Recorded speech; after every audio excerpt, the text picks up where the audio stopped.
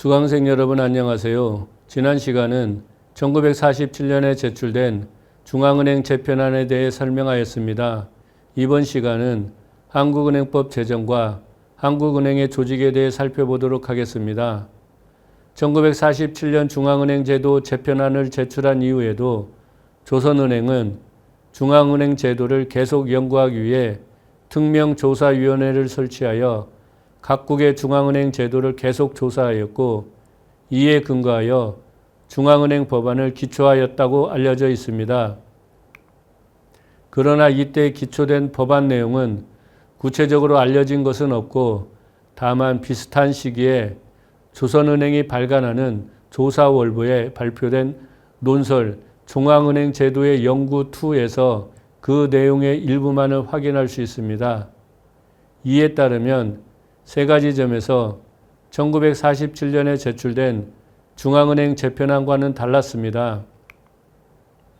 먼저 지적할 수 있는 것은 1947년 재편안에서는 정화준비와 보존준비에 더해 최고 발행액 제한제도를 채택했지만 이때의 안에서는 최고 발행액 제한제도만 채택하였습니다.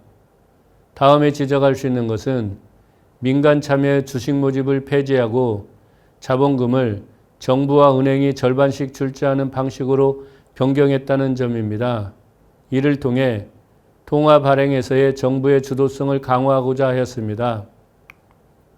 마지막으로 지적할 수 있는 것은 통화심의회를 설치하여 최고 발행액, 한도의 발행, 발행세, 정부 대상금의 한도, 중앙은행의 국채 인수 한도와 방법 등을 심의하여 정부 통화 발행의 건전화를 도모하고자 하였습니다.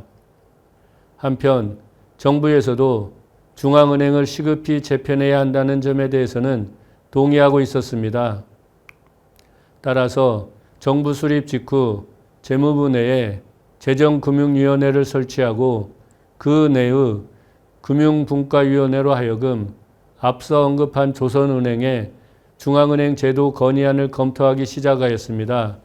이를 통해 금융분과위원회에서는 중앙은행법에 관한 정부안을 작성하기 시작하여 1949년 초에 정부안으로서 중앙은행법 초안을 완성하였습니다. 또한 정부는 이 법의 중요성과 국제성을 고려하여 국회에 회부하기 전에 외국 권위자의 검토를 받기로 결정하였습니다.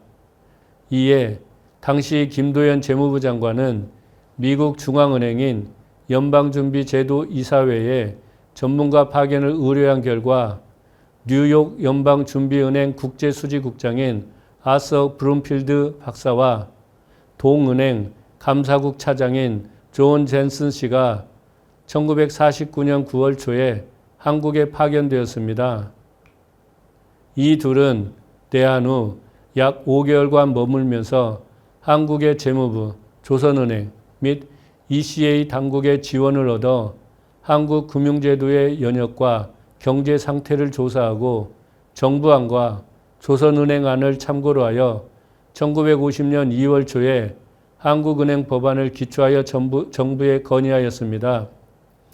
이 사진은 브룸필드 박사와 젠슨이 건의한 한국은행 법안 표지를 보여주고 있습니다. 이 법안의 체계와 내용을 보면 이전에 조선은행에서 논의하고 제출했던 중앙은행 제도와는 크게 다르다는 점을 알 수 있습니다. 우선 한국은행 자본금은 정부가 전액 출자하는 특수법인으로 설립할 것을 규정하였습니다. 이전의 재편안에서는 정부 및 금융기관의 출자에 대해 일반 주식 공모 등의 방법을 통해 자본금을 조달하려고 했는데 중앙은행의 공공성을 고려하여 정부가 전액 출자하도록 하였습니다. 다음에 기존의 조선은행 재편안에서는 정부 편의에 의해 통화가 남발되는 것을 방지하기 위해 화폐 발행 제도를 어떻게 할 것인가에 많은 관심을 집중하였는데 새로운 건의안에서는 한국은행이 관리통화제도에 근거하여 은행권을 발행할 수 있는 것으로 가볍게 다루고 있습니다. 마지막으로 지적할 수 있는 것은 국민경제 속에서 중앙은행의 역할에 대한 인식이 분명히 반영되었다는 점입니다.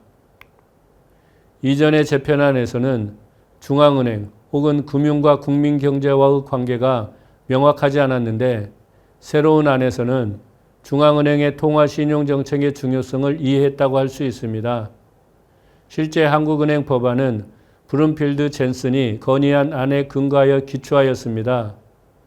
우선 재무부는 재정금융위원회 내의 금융분과위원회에서 동건의안을 검토한 다음 재무부, 법제처, 조선은행 3자의 특명위원회에서 재차 검토하였습니다.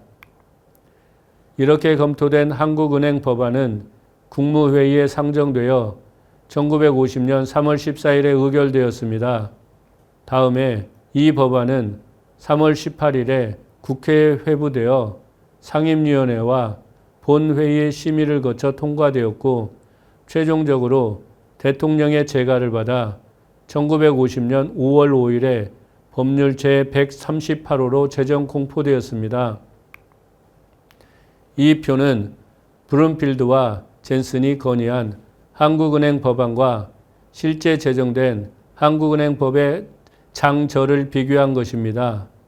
이 표에는 한국은행법에서 가장 중요하다고 생각되는 제3장 기구와 관리, 제4장 한국은행의 업무만을 비교한 것인데 장절 구성에서 거의 동일하다는 것을 알 수 있습니다.